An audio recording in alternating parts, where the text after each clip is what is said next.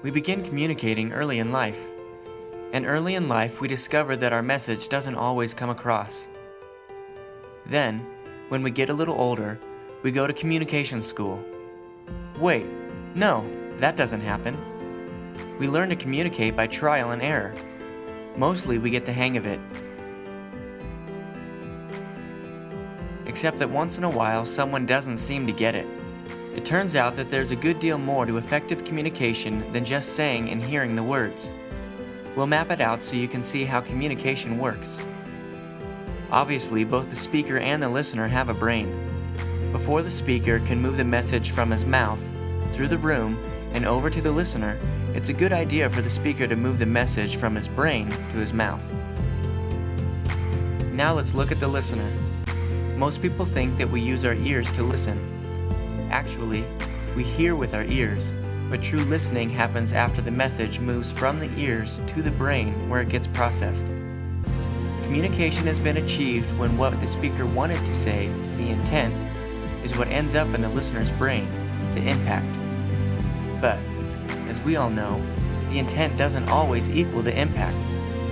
So how does communication get blocked? Here's a list of some of the most common ways that can happen. Distractions. For example, we might have the TV blaring, or we're texting. Or we might just be thinking of our own responses and not listening to what they're trying to say. Disconnect. When what you're thinking doesn't match what you're saying.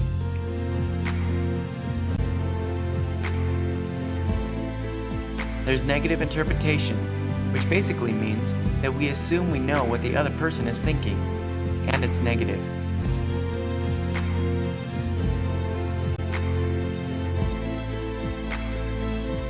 Invalidation is good old-fashioned name-calling.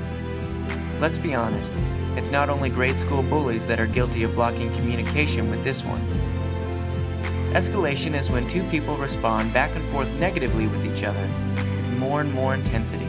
The hostility grows as the conversation goes on. Withdrawal is when someone pulls out of the conversation. Negative interpretations, invalidation, escalation, and withdrawal are particularly powerful ways to block communication as well as poison a relationship. Now that we know how communication breaks down, how do we overcome these barriers? One way is to learn from our mistakes. But how much better is it to learn from other people's mistakes? Now we no longer have to learn the hard way. Fortunately for us, researchers have learned from others' mistakes by observing thousands of conversations. From that research, they have also discovered communication techniques that work really well. The very best communicators keep these successful techniques in their back pocket so that when they have an important conversation, they're far more likely to see intent equal impact.